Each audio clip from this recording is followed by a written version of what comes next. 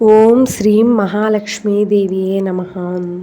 అందరికీ నమస్కారం, శుభోదయం. ఈరోజు మనం షిరిడి సాయిబాబా వారి దివ్య పరిహార పూజా విధానాన్ని తెలుసుకుందాము. ఈ పూజ ద్వారా మన జీవితంలోని బాధలు, ఆర్థిక ఇబ్బందులు, ఆరోగ్య సమస్యలు తొలగుతాయి. మనసు శాంతి, కుటుంబ సౌఖ్యం, అభ్యుదయం కలుగుతాయి. ముందుగా సాయిబాబా శ్లోకం ఓం సాయినాథ నమః అని అంటూ శ్రీ సాయి చరిత్ర చదువుకోవాలి. తరువాత సాయిబాబా ధ్యానం చేయాలి. సాయిబాబా ధ్యానం అంటే కళ్ళు మూసుకొని బాబా ముఖాన్ని మనసులో దృశ్యీకరించుకోవాలి. మీ కష్టాన్ని ఆయనకు కళ్ళల్లో ఉంచుతున్నట్లు భావించాలి. తరువాత పూజా సామాగ్రి ఏంటో చూద్దాము.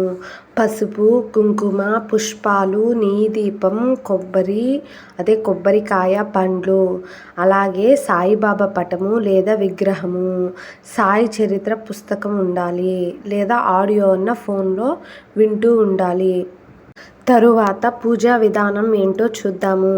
బాబా చిత్రపటానికి పసుపు, కుంకుమ, పూలతో అలంకరించి అర్చన చేయాలి.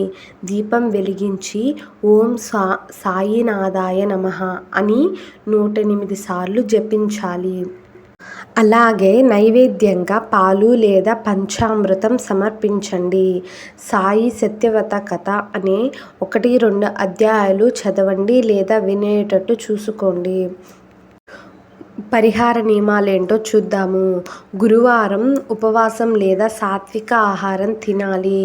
9 గురువారాలు నియమంగా బాబా పూజ చేయాలి.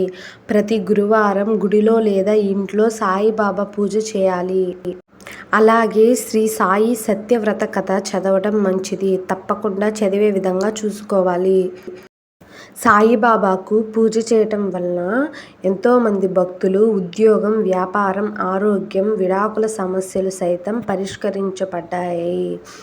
ఓం సాయినాథాయ నమః అనే మంత్రాన్ని 11 నిమిషాలు జపించండి. సాయి నామస్మరణ చేస్తూ ఉండండి. ఆ రోజున